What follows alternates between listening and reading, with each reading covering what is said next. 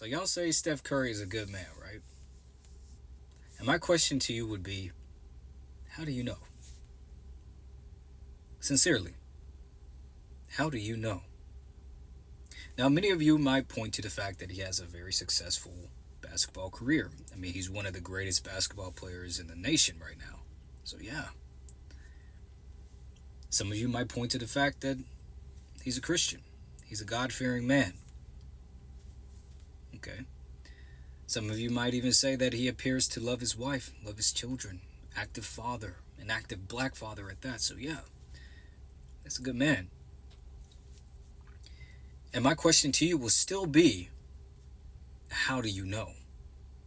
The question still remains.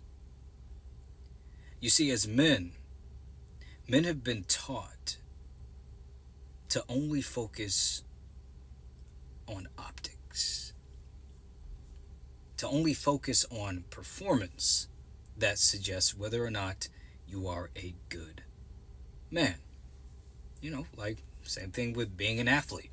You have to perform as an athlete in order to be considered a good athlete. You have to perform well at work in order to be considered a good worker, and so on and so forth. It's all external performance. And so manhood ultimately has become something performative, to where in order to appear to be a good man, similarly to being a good athlete, you have to perform well as a man. And so as a man, you have to have your shit together. You got to go out into the world and establish your value.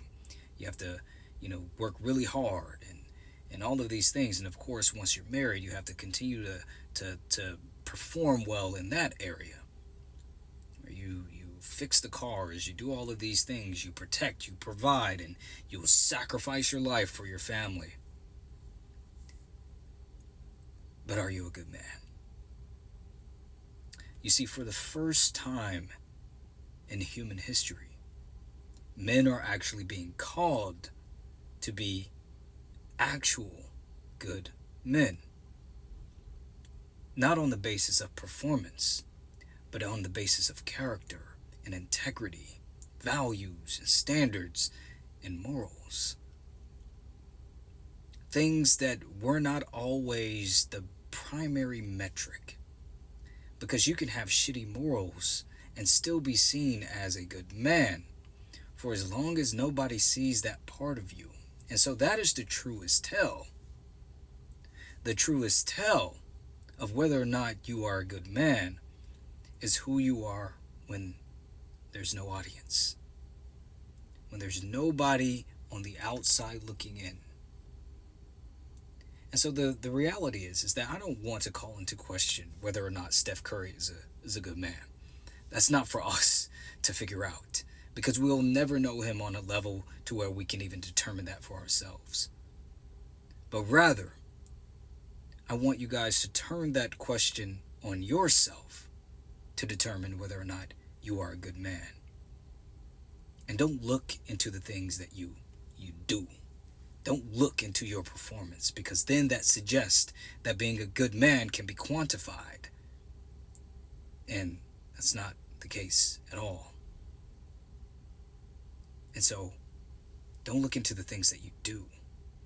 Look into who you fucking are.